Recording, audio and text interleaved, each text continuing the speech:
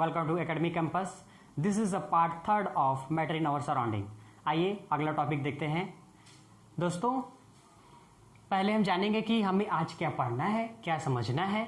तो आइए जान लेते हैं कि हम आज क्या समझेंगे, क्या नया जानेंगे। ठीक है, तो देखिए, can matter change its state? क्या मैटर अपना स्टेट चेंज कर सकता है? ठीक है, ये हम जानेंगे। चेंज कर सकता है कि नहीं कर सकता है, कैसे कर सकता है, और हम जानेंगे ये कुछ क्वेश्चन है, ये सब भी जानेंगे। तो आइए शुरू करते हैं।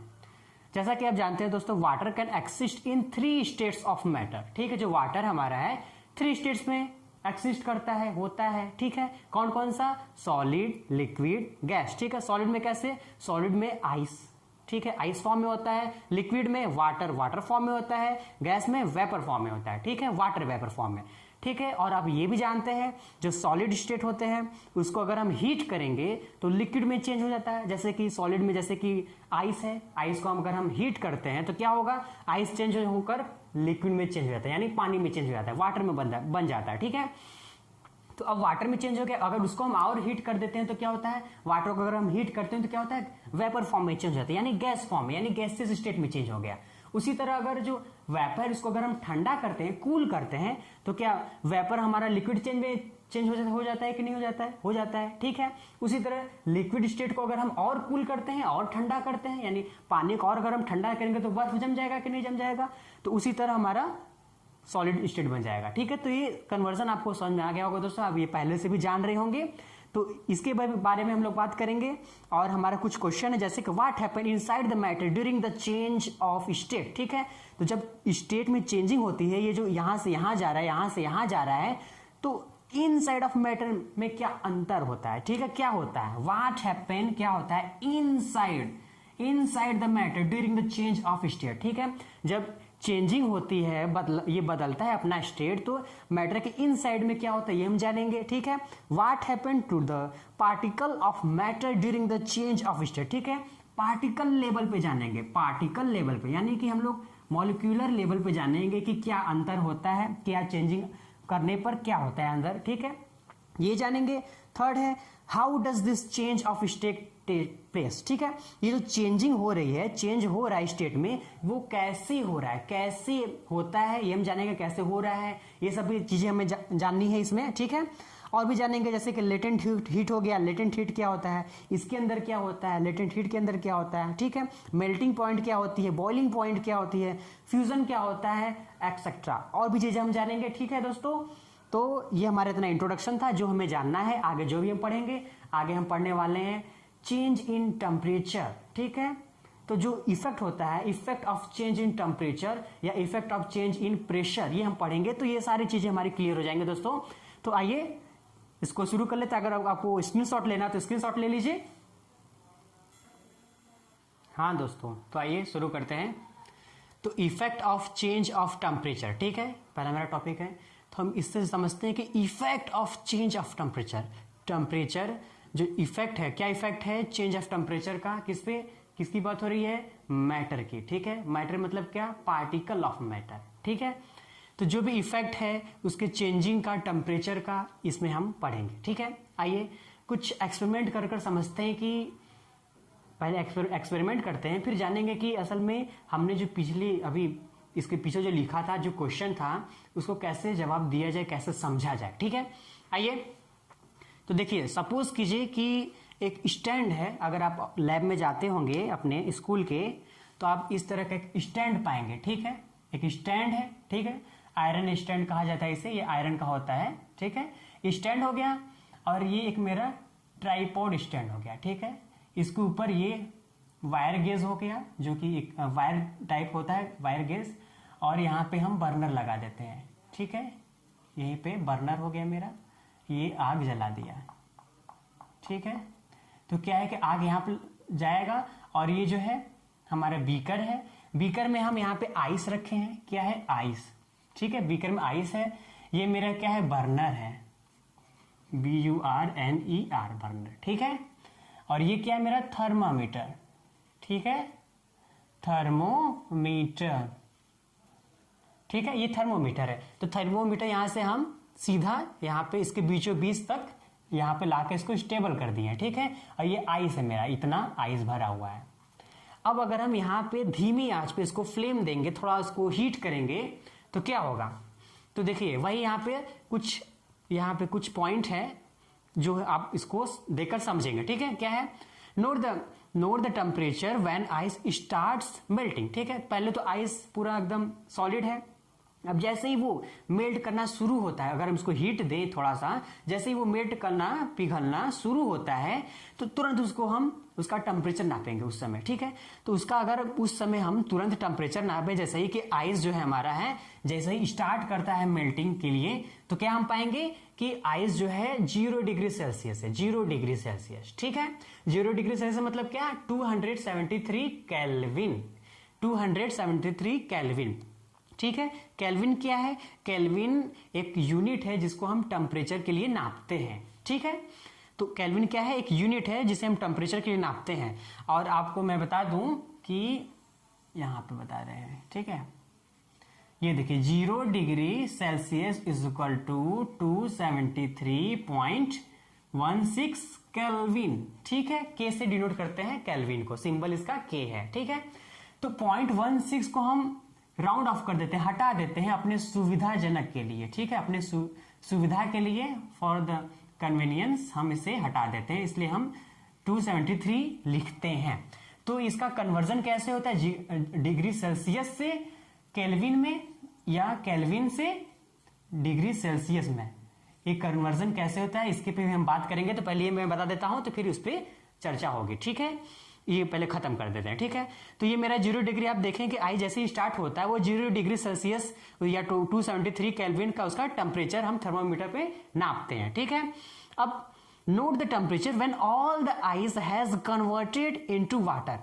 अब टेम्परेचर उसका नोट कीजिए जब जितना सॉलिड था, जितना उसमें आइस था, वो सारा जब पिघल गया हो, सारा मेल्ट कर गया, तो उस समय का क्या अब टेम्परेचर है? पहला तो जब शुरुआत हुआ मेल्ट करने के लिए उस समय का टेम्परेचर था, अब सारा पिघल गया है, जैसे ही सारा खत्म हुआ पिघलना, वैसे ही हम टेम्परेचर को नापे हैं, ठीक है? लिए तो अब हम क्या पाए कि temperature remain 0 degree Celsius till all ice melted, ठीक है? जब तक कि आइस पिघल नहीं गया, जब तक पिघला उस समय तक जो टेम्परेचर था हमारा 0 डिग्री सेल्सियस ही था, ठीक है? तो इससे आपको क्या समझ में आ रहा है, ठीक है? ये आगे आपको समझ में आएगा, आगे मैं बताऊंगा कि ऐसा क्यों हुआ, ठीक है? कि ये 0 डिग्री सेल्सियस वो टिका ही हुआ है, ठीक है? जबकि आइस उसमें था लेकिन फिर पिघल गया, तो कुछ टेम्परेचर बढ़ना चाहिए, ये आपके दिमाग में आ रहा होगा, लेकिन नहीं बढ़ा। ये क्यों नहीं बढ़ा हम आगे अभी जानेंगे। तो देखिए इससे हम क्या समझ रहे हैं, ये जो एक्सपेरिमेंट इससे हम यही समझे कि temperature starts rising after melting of ice, ठीक है? जैसे टेम्परेचर यहाँ पे हमारे ये टेम्परेचर राइज कहां से करेगा? जब आइस मेल्ट कर जाएगा, जैसे कि 0 डिग्री था, अब मेल्ट कर गया है, अब उसको अगर हीट करते जाते हैं तो क्या होगा? टेम्परेचर बढ़ेगा, ठीक है? ये हमारा एक ऑब्जर्वेशन हुआ, उसके बाद हीट करेंगे तो अब टेम्परेचर बढ़ेगा। तब तक तो नहीं बढ़ा था, अब बढ़ना शुरू हो गया। अब temperature stop rising after reaching at 100 degree Celsius, ठीक है? ये भी पॉइंट है कि जो टेम्परेचर अगर इसको हीट करते जाते हैं तो कब तक नहीं, ये स्टॉप नहीं होगा जब तक कि वो 100 डिग्री सेल्सियस तक ना हो जाए, ठीक है? अगर वो 100 डिग्री सेल्सियस तक हो जाता है तो ये स्टॉप हो जाएगा टेम्परेचर, ठीक है दोस्तों? अब देखिए again temperature start rising after vaporization of all water, ठीक? अब स्टॉप तो हो गया, अब दोबारा अगर उसको हम हीट करते जाते हैं तो बढ़ेगा नहीं, ठीक है? बढ़ेगा नहीं। कब बढ़ेगा?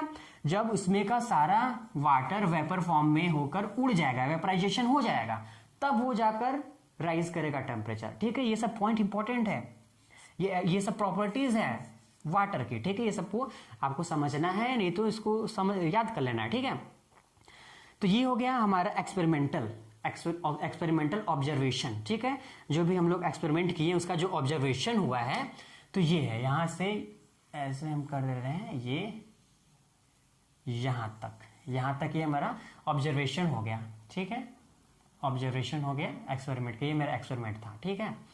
अब आगे देखते हैं। अब हम अगर पार्टिकल लेवल की बात करते हैं कि ये तो हमारा ऊपर से देखने में हमको समझ आया कि ये ऑब्जर्वेशन हमें मिला, ठीक है? अंदर क्या हो रहा है, मैटर के अंदर क्या हो रहा है, पार्टिकल्स में क्या हो रहे हैं चेंजिंग, ये अब देखते हैं, ठीक है? क्या है? On increasing the temperature of solid, अगर हम सॉलिड के यानी आइस की टेम्परेचर को इंक्रीज करते हैं तो क्या होगा, काइनेटिक एनर्जी इंक्रीज होगा। ठीक है, काइनेटिक एनर्जी, हीट अगर हम देखें तो काइनेटिक एनर्जी बढ़ेगा, पिछले क्लास में हम लोग जाने थे। ठीक है, तो काइनेटिक एनर्जी इंक्रीज करेगा, ये इंक्रीज का सिंबल है किसका, पार्टिकल का। काइनेटिक एनर्जी पार्टिकल का इंक्रीज करेगा, और जैसे ही काइनेटिक एनर्जी इंक्रीज करेगा तो पार्टिकल क्या हो जाएगा, particle start vibrating with great speed. जो पार्टिकल है उसका काइनेटिक एनर्जी जब बढ़ेगा तो पार्टिकल में मूवमेंट आता है। ठीक है, मोशन होता है। ठीक है, तो इसीलिए यहाँ पे कहा गया है कि वाइब्रेटिंग करेगा और विथ ग्रेट स्पीड। ठीक है, पार्टिकल जो होता है मोशन में बताया था कितने प्रकार के होते हैं, तो वैसे ही वाइब्रेट करने लगेगा। ठीक है, तीनों प्रकार का शो करेगा, बस वाइब्रेशन ही नहीं, तो तीनों प्रकार का शो करता है मोशन। ठीक है, तो particle start vibrating with great speed, particle start करने लगा मोशन को विथ ग्रेट स्पीड में। ठीक है, अब क्या है, the energy supplied by heat overcomes the force of attraction between the particle. जो हम लोग हीट अप्लाई कर रहे हैं, जो हम लोग एनर्जी दे रहे हैं उसको, हीट क्या, हीट एक एनर्जी है। ठीक है, हीट जैसे हम इसको दिए तो उसके पास एक एनर्जी गया। ठीक है, जो काइनेटिक एनर्जी के फॉर्म में है, जो कि उसके अंदर जाकर उस पार्टिकल में मूवमेंट करा रहा है, तो वो जो एनर्जी है, वो एनर्जी जैसे हम सप्लाइड करते हैं हीट के द्वारा, तो वो एनर्जी ही ओवरकम करता है। ओवरकम यानी कम करना, कम करना किसका, कम करना, the force of attraction between the particle. ठीक है, जो फोर्स ऑफ अट्रैक्शन है, ये जो पार्टिकल का बीच में जो अट्रैक्शन है, इसको दूर करना, इस मैटर या इस एटम को, इस पार्टिकल को दूर करने का जो अट्रैक्शन लगा थे पास में है। ठीक है, इसको दूर करेगा, यानी कि अट्रैक्शन फोर्स कम हो रहा है। ठीक है, तो ये जो काम करता है वो क्या, कौन काम करता है, एनर्जी हम सप्लाई करेंगे तो एनर्जी के द्वारा उसका जो फोर्स ऑफ अट्रैक्शन होता है वो क्या हो जाता है, ओवरकम हो जाता है, यानी कम हो जाता है। ठीक है, किसका, पार्टिकल्स का। ठीक, the particles leaves their fixed position, तो क्या होगा, जो पार्टिकल है वो अपना उसका जो फिक्स्ड पोजीशन था, पहले जो अवस्था में वो थी, पहले जो अवस्था में था वो छोड़ देगा। ठीक है, एंड स्टार्ट मूविंग फ्रीली, और थोड़ा मूव करना शुरू कर देगा। ठीक है, जैसे उसमें मूवमेंट आएगी तो क्या हो जाएगा, वो लिक्विड स्टेट में हो जाएगा। याद कीजिए पिछली क्लास में मैंने बताया था क्या अंतर होता है, सॉलिड यानी पास पास हटा हुआ है इसका पार्टिकल, लिक्विड यानी दूर हो गया यानी कि लिक्विड यानी फ्री हो गया, फ्री यानी लिक्विड हो गया। तो वही कह रहा है कि a stage is reached when the solid end is converted to a liquid. ठीक है, तो एक जो स्टेज हो गया, एक सॉलिड से लिक्विड में चेंज हो गया, एक स्टेज कंप्लीट हो गया। वही कह रहा है stage is reached when the solid end is converted to a liquid. ठीक है, समझा आगे बात दोस्तों, ये मेरा था। और एक बार मैं इसको फिर से समझा देता हूं कि फिक्स जो पोजीशन था, जैसे कि सपोज कीजिए ये इसका फिक्स्ड पोजीशन है।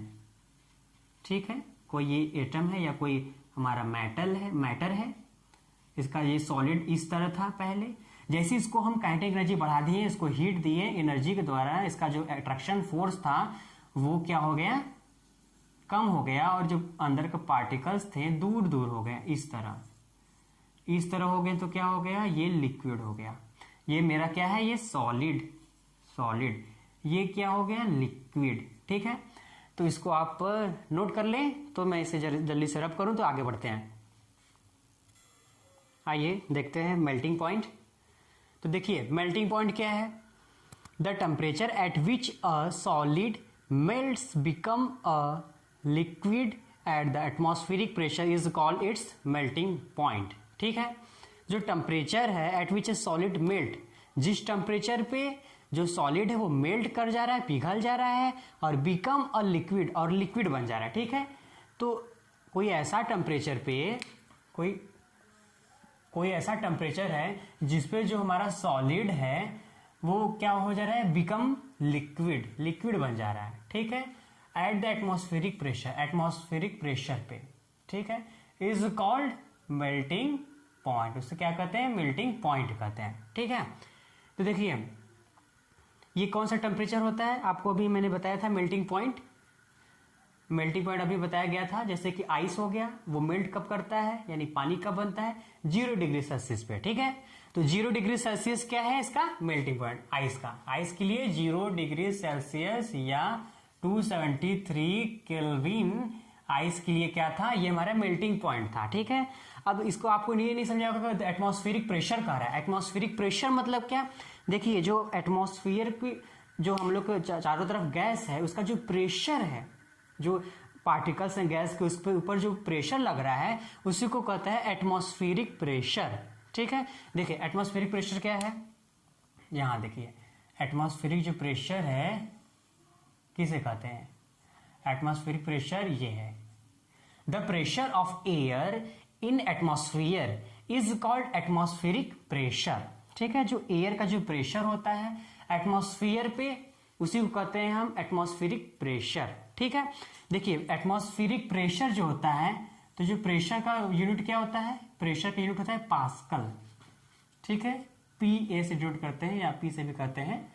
ठीक है, तो पास्कल, ये देखिए मैंने इसको यहाँ पे डिनोट किया है, तो इसको अगर आप देखें तो इस तरह समझ सकते हैं कि 1 एटीएम, एटीएम यानी atmosphere, 1 atmosphere pressure is equal to 1.01 into 10⁵ pascal या पी। ठीक है, एट सी लेवल पे, एट सी लेवल मतलब क्या, ये जो 1 एटीएम है, 1 एटमॉस्फेरिक जो प्रेशर है, ठीक है, 1 एटीएम जब भी कहीं आप अगर सोचेंगे, कहीं भी आपको आगे भी देखने को मिलेगा 1 एटीएम से आप इतना समझिए कि जो 1 एटीएम जो प्रेशर है, ये हम लोग नॉर्मली मानते हैं कि 1 एटीएम प्रेशर है चारों तरफ। ठीक है, इसका जो स्टैंडर्ड जो हम लोग इसको लिया गया है, इसका जो हम लोग लिए हैं वो कहां से लिया गया है, जो समुद्र होता है, सी होता है, जो सी लेवल का जो एटमॉस्फेरिक प्रेशर होता है वो ज्यादातर 1 एटीएम होता है। ठीक है, और उसी को हम उसी को बेस मान कर चलते हैं, उसी को हर जगह हम अप्लाई करते हैं, मानते हैं कि नॉर्मली वो हर जगह होता है। ठीक है, तो कहीं भी बात होगी तो 1 एटीएम की ही बात होगी, हमेशा हर जगह हम लोग बात करेंगे 1 एटीएम प्रेशर पे ये काम हुआ वो काम हुआ। ठीक है,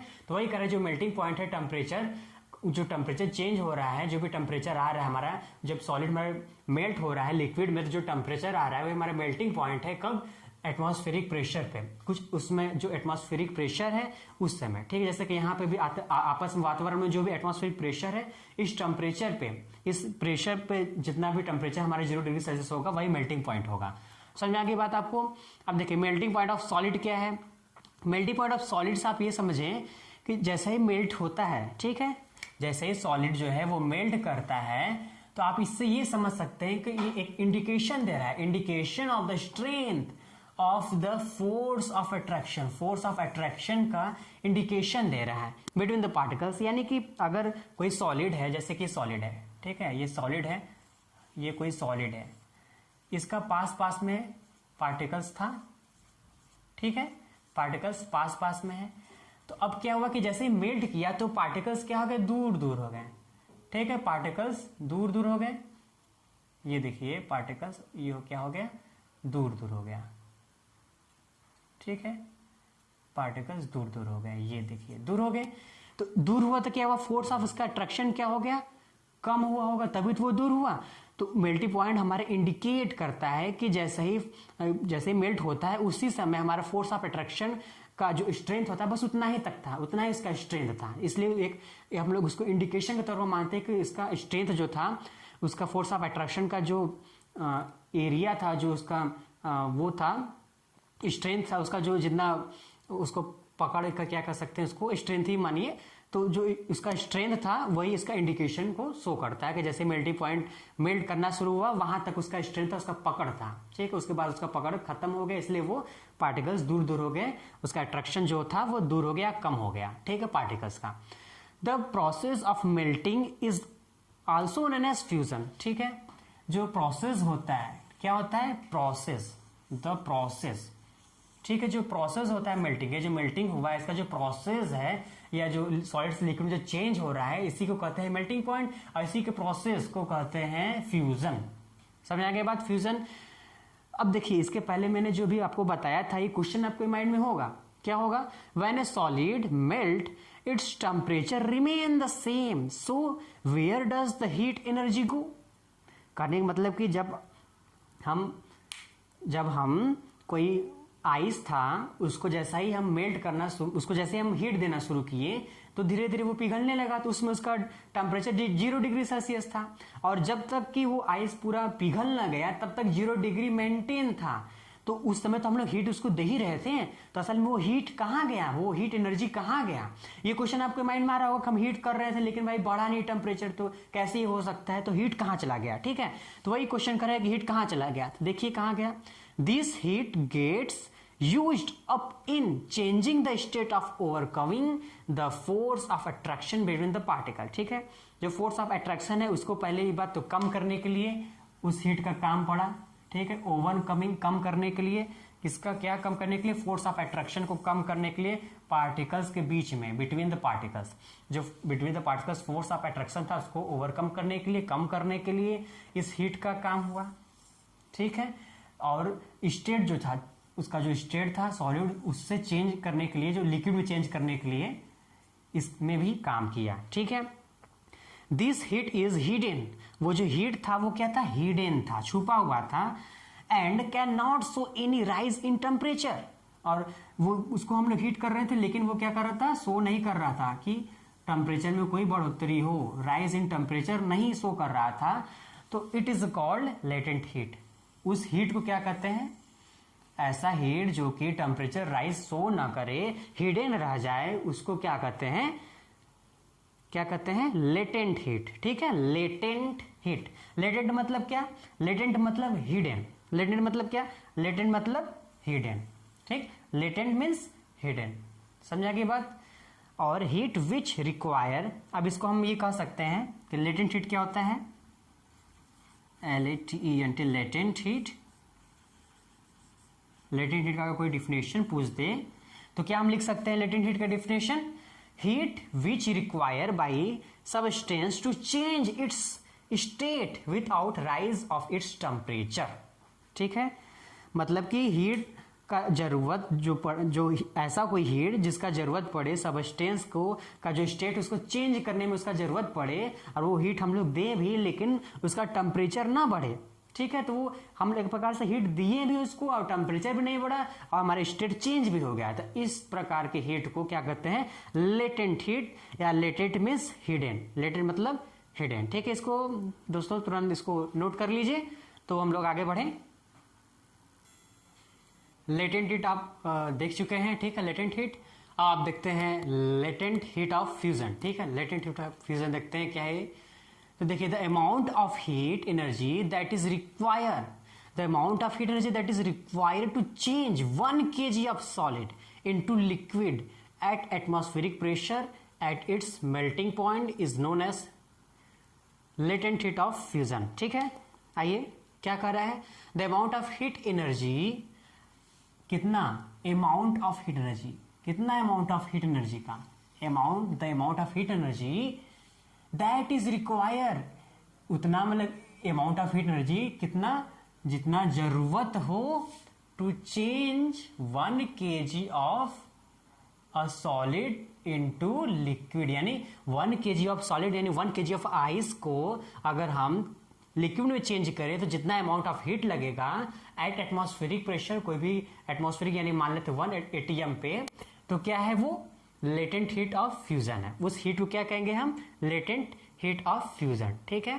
eight its melting point. Melting point देखिए दोस्तों, याद रखना है, ये जब मेल्टिंग पॉइंट यानी 0 डिग्री सेल्सियस पर ही ये बोला जा रहा है अपने, यानी 0 डिग्री सेल्सियस पर ही ये जो हो रहा है चेंजिंग, सॉलिड से लिक्विड में चेंज हो रहा है, 0 डिग्री सेल्सियस यानी मेल्टिंग पॉइंट में चेंज हो रहा है। ठीक है, तो जो अमाउंट ऑफ हीट है चेंज करने का 1 kg of solid to liquid at atmospheric pressure at its melting point is known as, ठीक है, लेटेंट हीट ऑफ फ्यूजन। ठीक है, इससे हम क्या समझ रहे हैं, इससे देखिए, इससे हमें क्या मिला, इससे हमें ये मिला कि सो हम कह सकते हैं कि particles in water at 0 degree Celsius, जिसे 273 केल्विन भी कहते हैं, have more energy as compare to the particle in ice at the same temperature.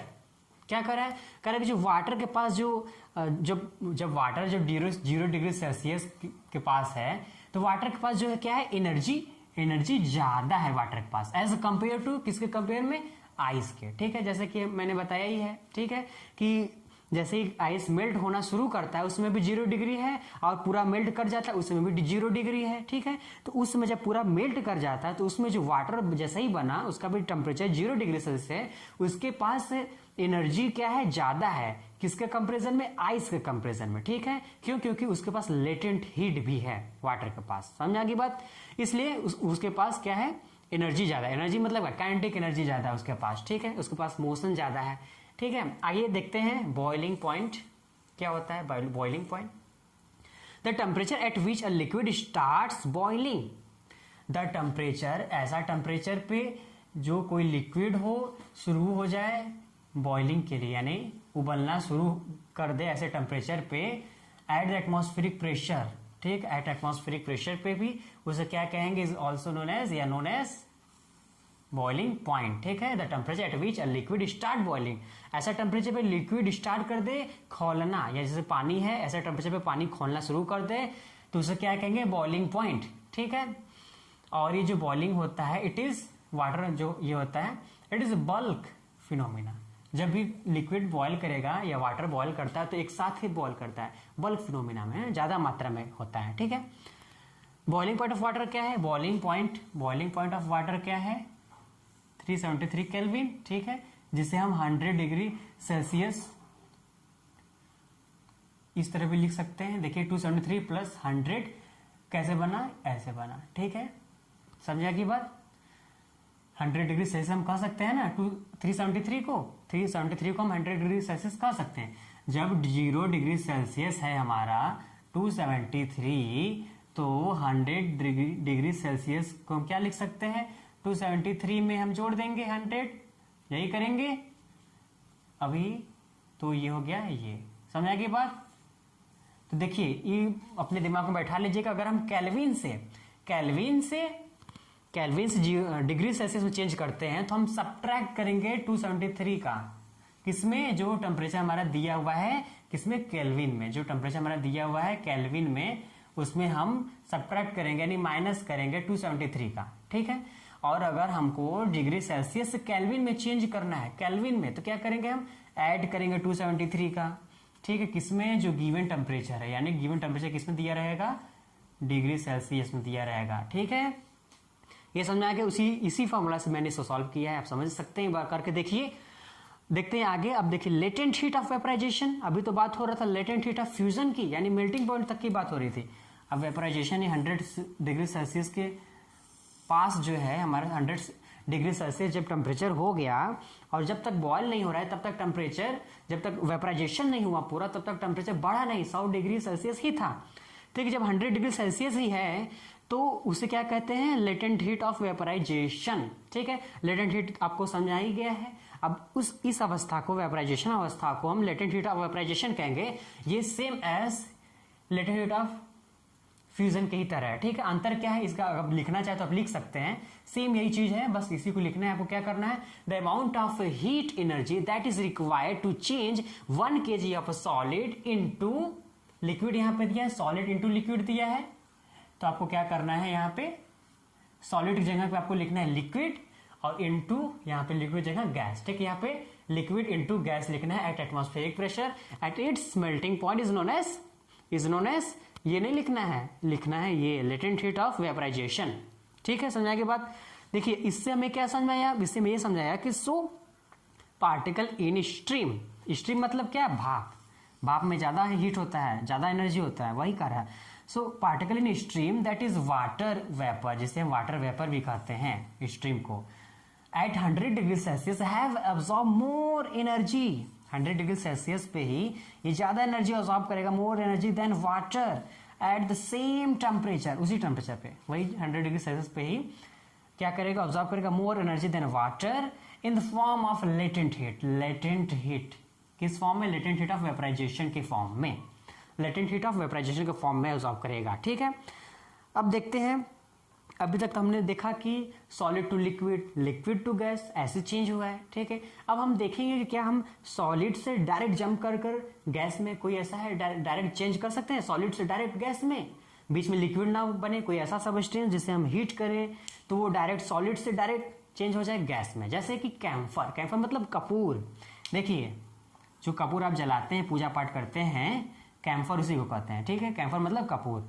या अमोनियम क्लोराइड, अमोनियम क्लोराइड एक होता है कंपाउंड। ठीक है, तो देखिए एक एक्सपेरिमेंट है, इसके तहत आप समझ जाएंगे क्या है।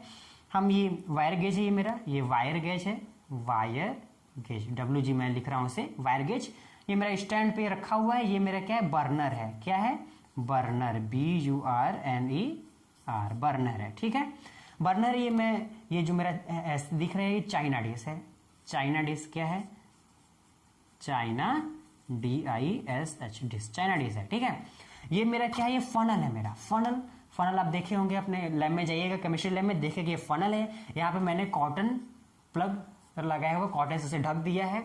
इस ऊपरी पार्ट को कहते हैं इन्वर्टेड फनल, ठीक है। तो क्या है कि जैसे हम इसे नीचे से हीट करेंगे, जो अमोनियम क्लोराइड या कैम्फर है ये तुरंत सॉलिड भी है, सॉलिड से डायरेक्ट चेंज होकर वेपर फॉर्म में या गैस फॉर्म में आ जाएगा। यहाँ पे ये लिक्विड में चेंज होकर यहाँ पे पिघल कर ही नहीं रहेगा, डायरेक्ट चेंज हो जाएगा, लिक्विड में चेंज ही नहीं होगा, डायरेक्ट चेंज हो जाएगा गैस में, ठीक है। तो इस प्रोसेस को क्या कहते हैं, इस प्रोसेस को कहते हैं सब्लिमेशन।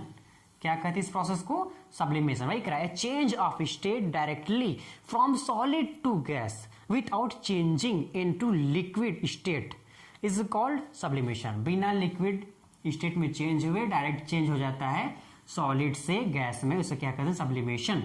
और सब्लिमेशन और क्या कहते हैं, इस प्रोसेस को सब्लिमेशन कहते हैं। या अगर गैस डायरेक्ट चेंज हो जाए सॉलिड में, रिवर्स प्रोसेस हो जाए, उसे भी हम सब्लिमेशन ही कहेंगे। फटाफट से नोट कीजिए, आगे बढ़ते हैं, बस ज़्यादा नहीं है, थोड़ा और है।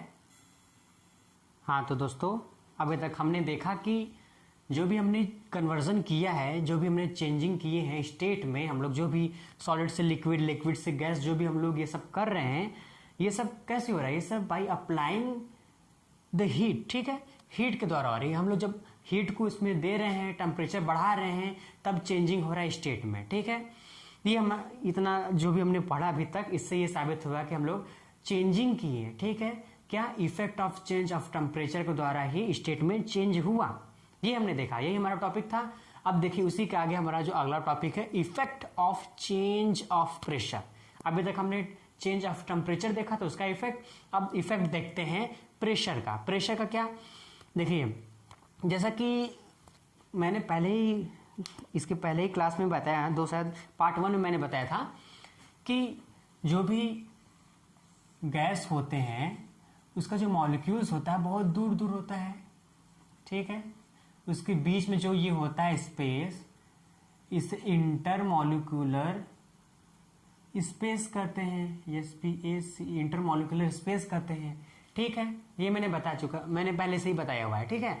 तो जरा सोचिए कि अगर ये कोई कंपाउंड या कोई सबस्टेंस है जिसका मॉलिक्यूल्स इतना दूर दूर है, और इसको हम सिलेंडर, इसको समझिए कि एक प्रकार से ये सिलेंडर समझिए, ठीक है, या मैं इसे सिलेंडर ही बना देता हूँ, चलिए समझिए ये सिलेंडर है, ठीक है। किसी सिलेंडर में हम इसे रखे हुए हैं, ठीक है। ये कोई सिलेंडर है जिसमें ये गैस रखा हुआ है, ठीक है। इसको अगर हम प्रेशर से कंप्रेस करते हैं, क्या इसमें हम प्रेशर लगाते हैं, इसको हम कंप्रेस करते हैं, तो क्या इसको हम कंप्रेस करेंगे तो ये कम हो जाएगा। अगर इस पर हम प्रेशर लगाते हैं तो ये, इस पर हम प्रेशर लगाएंगे तो क्या हो जाएगा, ये जो पार्टिकल्स हैं, ये जो पार्टिकल्स छोटे छोटे, ये क्या पास में आ जाएंगे, ऐसे पास में अगर आ जाते हैं, सपोज कीजिए आ गए, तो क्या स्टेट में चेंज होगा कि नहीं होगा। मैंने पहले बता चुका है कि अगर ये पास में है तो लिक्विड है, और एकदम पास में तो सॉलिड है। एकदम वैसा ही है, अगर इसे हम कंप्रेस करते हैं, पास में लाते हैं, तो देखते हैं क्या चेंजिंग होता है, ठीक है। तो देखिए ऐसा अगर हम लोग करते हैं तो क्या होगा, ये मेरा एक क्वेश्चन है, ये दिमाग में आना चाहिए, ठीक है। उसके बाद will the particle come closer, इसको हम जब प्रेस करते हैं तो क्या क्लोज हो जाएगा, वही क्वेश्चन है। ये पूछ रहा है कि क्या चेंज होगा, क्लोज होगा, ठीक है। उसके बाद क्या, do you think that increasing और decreasing pressure can change the state of matter, ठीक है। क्या आप सोच सकते हैं कि अगर हम प्रेशर बढ़ाएं, इंक्रीज करें या डिक्रीज करें तो स्टेट ऑफ मैटर में चेंजिंग होगी। ये क्वेश्चन देखिए माइंड में आना चाहिए, और इसी का सोल्यूशन ये सब मैं लिखा हूं, अभी सॉल्व हो जाएगा, ठीक है। देखिए क्या है, by applying pressure and reducing temperature can liquefied gas, ठीक है। पहली बात के देखिए, हमें प्रेशर को अप्लाई करना होगा, बाई अप्लाइंग प्रेशर को हमें बढ़ाना होगा। प्रेशर क्या है, प्रेशर को हमें ज्यादा करना होगा, बढ़ाना होगा, ठीक है। एंड रिड्यूस करना होगा किसे, टेम्परेचर को हमें रिड्यूस करना होगा, टेम्परेचर को कम करना होगा। टेम्परेचर को अगर हम कम करते हैं तो क्या होगा, हमारा काइनेटिक एनर्जी जो है, काइनेटिक एनर्जी कम हो जाएगा। काइनेटिक एनर्जी कम हो जाएगा तो क्या होगा, मूवमेंट कम हो जाएगा। काइनेटिक एनर्जी कम होगा तो क्या होगा, मूवमेंट कम होगा। मूवमेंट कम होगा तो क्या होगा, पार्टिकल्स पास में आ जाएंगे, ठीक है। पास में आ जाएंगे तो क्या हो जाएगा, लिक्विड बन जाएगा, और कंप्रेस करेंगे पास और पास आएगा तो क्या हो जाएगा, सॉलिड बन जाएगा, ठीक है। तो भाई यहाँ पे कर रहा है कि by applying pressure and reducing temperature can liquefy gas, liquefy कर सकता है, गैस को लिक्विड में चेंज कर सकता है। कैसे कर सकता है, अगर हम उसे अप्लाई करते हैं प्रेशर को और टेम्परेचर को कम करते हैं, रिड्यूस करते हैं, ठीक है। आगे देखिए एग्जाम्पल के तौर पर क्या है, solid carbon dioxide. Solid carbon dioxide आप नाम सुने होंगे, ठीक है, नहीं सुने तो सुन लीजिए। कार्बन डाइऑक्साइड जो है solid is stored under high pressure, ठीक है। जो CO2 होता है उसको हाई प्रेशर में स्टोर किया जाता है, ठीक है। Solid CO2 get converted directly to gaseous state on decreasing of pressure to 1 atm without coming into liquid solid, ठीक है। क्या कर रहा है, देखिए जो हम लोग जो कार्बन डाइऑक्साइड जो स्टोर करते हैं, लोग इसको स्टोर करते हैं हाई प्रेशर में, सिलेंडर में, कोई सिलेंडर होता है, इसमें लोग कार्बन डाइऑक्साइड डालते हैं जो कि सॉलिड फॉर्म में होता है, उसको हाई प्रेशर देते हैं कि वो सॉलिड फॉर्म में हो जाता है, ठीक है, सॉलिड हो गया। इतना ये पहले तो कार्बन डाइऑक्साइड गैस होता है, ठीक है, इतना आपको पता होगा कि कार्बन डाइऑक्साइड CO2 गैस होता है, लेकिन उसको किसी सिलेंडर में या कहीं किसी जगह पे उसको हाई प्रेशर के द्वारा स्टोर किया गया हो, अगर हाई प्रेशर लगा के स्टोर करेंगे तो क्या हो जाएगा, सॉलिड हो जाएगा, इसलिए सॉलिड हो गया। अब सॉलिड जो हो गया, solid CO2 get converted directly to gaseous state on decreasing of pressure to 1 atm without coming into liquid state, ठीक है। अब अगर उसको हम अचानक से रिलीज करते हैं, उसको बाहर निकालते हैं तो क्या होगा, अचानक से उसमें तो प्रेशर बहुत ज्यादा है, बहुत ज्यादा मतलब क्या कि 1 atm से बहुत ज्यादा है, ठीक है। कई ज्यादा उसमें ATM कई एटमॉस्फेरिक प्रेशर मिलाएंगे तो जाकर उतना इसमें प्रेशर रहा होगा, तभी तो कंप्रेस हुआ। अब जैसे उसको हम कंप्रेस उसमें का जो प्रेशर हटाते हैं या उसको बाहर निकालते हैं तो गैसियस स्टेट यानी गैस वो डायरेक्ट सॉलिड स्टेट से डायरेक्टली कन्वर्ट हो जाता है गैसियस स्टेट में, ठीक है। कब होता है, जब हम डिक्रीज कर देते हैं प्रेशर को टू 1 atm, लगभग हम ज्यादा ATM से, ज्यादा एटॉमिक प्रेशर से 1 atm तक लाते हैं, तो ऐसा होता है, डायरेक्ट वो गैसियस फॉर्म में चेंज हो जाता है, ठीक है। इसलिए this is the reason that solid carbon dioxide, यही रीजन है कि सॉलिड कार्बन डाइऑक्साइड को कहते हैं ड्राई आइस, ठीक है। सॉलिड कार्बन डाइऑक्साइड को ही ड्राई आइस भी कहते हैं, ठीक है। जो बर्फ होता है, जो बर्फ जमा होता है कार्बन डाइऑक्साइड का, उसी को ड्राई आइस भी कहते हैं, ठीक है। ये बात समझाएंगे क्यों ड्राई आइस कहते हैं सॉलिड कार्बन डाइऑक्साइड को, ठीक है। अब देखिए, thus we can say that pressure and temperature, इसलिए हम कह सकते हैं कि जो प्रेशर है, अभी तक हम जो भी पढ़े हैं इससे यही साबित हुआ कि प्रेशर और जो टेम्परेचर है इसी से डिटरमाइन होता है, यही निर्धारित करता है स्टेट ऑफ द सबस्टेंस को, किसी भी सबस्टेंस के या किसी भी धातु के या किसी भी पदार्थ के स्टेट को निर्धारित करता है कौन, प्रेशर और टेम्परेचर, ठीक।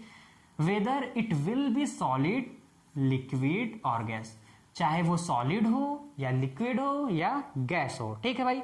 समझ में आ गई बात, होप आपको समझ में आया होगा। इसे अगर नहीं समझे तो पीछे कर अच्छे से समझिए, और आप चाहें तो इसको नोट्स की तरह बना सकते हैं। ये नोट्स बहुत अच्छा आपको काम आएगा, अगर आप किसी भी कॉम्पिटिटिव एग्जाम के लिए जा रहे हैं उसके लिए भी ये बहुत अच्छा काम आने वाला है आपको, ठीक है। तो आगे देखते हैं अगला टॉपिक क्या है, inter conversion of the state of matter, ठीक है। अब जो सॉलिड लिक्विड गैस है उसका इंटर कन्वर्जन जो होता है, तो उस प्रोसेस को क्या कहते हैं, कैसे कैसे चेंजिंग होती है, किस किस प्रोसेस से चेंजिंग होती है, वो थोड़ा जान लेते हैं। तो आइए देखते हैं। देखिए यहाँ पे दिया हुआ है लिक्विड है, सॉलिड है, गैस है, ठीक है। अगर सॉलिड से लिक्विड में चेंज होता है, सॉलिड से लिक्विड में चेंज होता है, ठीक है। सॉलिड स्टेट से, ये स्टेट है सॉलिड स्टेट, ठीक है, स्टेट समझिए। सॉलिड स्टेट से अगर लिक्विड स्टेट में चेंज होता है तो उस प्रोसेस क्या कहते हैं, उस प्रोसेस को फ्यूजन कहते हैं, ठीक है। क्या कहते हैं, फ्यूजन। और लिक्विड से अगर चेंज होता है गैस में तो उसको क्या कहते हैं, वेपराइजेशन। और गैस से सॉलिड या सॉलिड से गैस में चेंज होता है तो क्या कहते हैं, सब्लिमेशन, ठीक है। अगर लिक्विड से सॉलिड में चेंज होता है, मैंने बताया कि सॉलिड से लिक्विड में चेंज होता है फ्यूजन, वही अगर लिक्विड से सॉलिड में चेंज हो जाए तो क्या, सॉलिडिफिकेशन, सॉलिडिफिकेशन, ठीक है। वही अगर लिक्विड से गैस में चेंज हुआ तो वेपराइजेशन, और गैस से लिक्विड में चेंज हुआ तो क्या, कंडेंसेशन, कंडेंसेशन। समझ आ गई बात आपको, कंडेंसेशन। तो देखिए इसको अगर आपको नोट करना है, लिखना है, इस तरह नहीं समझना है तो आप इस तरह लिख सकते हैं कि changing a solid to liquid is called fusion, ठीक है। Changing a solid to liquid is called fusion, fusion मैंने इसका बता दिया। इसी जगह पे आप दूसरा भी इसी तरह लिखकर अपना नोट्स बना सकते हैं कि changing a liquid to solid is called solidification. उसी तरह कह सकते हैं कि changing a liquid to gas is called vaporisation, और कह सकते हैं changing a gas to liquid is called condensation, या कह सकते हैं changing a solid to gas directly is called, directly without changing in liquid state is called sublimation। और हम कह सकते हैं कि changing from gas to solid directly without changing the into liquid is called sublimation, ठीक है। इस तरह आप इसको नोट्स बना सकते हैं, ठीक है। तो ये इतना था, इसको आप नोट करें। तो कुछ क्वेश्चन है जो कि मैं सॉल्व करा दूं, आपको अच्छा समझ में आएगा। ये देखिए कुछ क्वेश्चन है, इसे फटाफट सॉल्व करते हैं। थोड़ा अपना माइंड भी लगाइए, और अगर आपको आता है तो पहले पॉज करिए, उसके बाद इसको सॉल्व करिए, फिर चेक कीजिए कि सही है नहीं। देखिए convert into the Celsius scale, ठीक है। ये जो 300 केल्विन इसको सेल्सियस में चेंज करने के लिए कह रहा है, और 573 जो केल्विन है इसको भी सेल्सियस में चेंज करने के लिए कह रहा है। तो मैंने बताया कि सेल्सियस में चेंज करने के लिए क्या करते हैं हम, 3 जो इसमें माइनस करते हैं 273 का, ठीक है। देखिए इसको मैं यहाँ सॉल्व कर रहा हूँ। तो 300 में हम माइनस करेंगे क्या, 273, क्या आएगा वैल्यू मेरा, क्या आएगा 27 डिग्री सेल्सियस, ठीक है। ये आपका आंसर है। उसी तरह ये जो है 573, इसमें क्या करेंगे हम, इसमें भी हम माइनस करेंगे। 573 में हम माइनस करेंगे कितना, 273 का हम माइनस करेंगे तो क्या आएगा, मेरा वैल्यू आएगा कितने आएगा 300, ठीक है। तो इसका 300 डिग्री सेल्सियस, ठीक है, इसका आंसर है। What is the physical state of water at इतना, ठीक है, 250 डिग्री सेल्सियस पे और 100 डिग्री सेल्सियस पे। What is the physical state of water का जो फिजिकल स्टेट है क्या होगा, ठीक है। 250 में देखिए वाटर का जो फिजिकल स्टेट है वो तो क्या होगा, 250 में गैस होगा। इसका आंसर क्या है, गैस, ठीक है, गैसियस फॉर्म में होगा। ये जो 100 डिग्री सेल्सियस पे क्या होगा, इसे हम क्या कह सकते हैं, इसे हम लिक्विड भी कह सकते हैं क्योंकि बॉयल करेगा इसमें, या liquid as well as gas भी कह सकते हैं, liquid as well as gas. ये मेरा सॉल्व हो गया।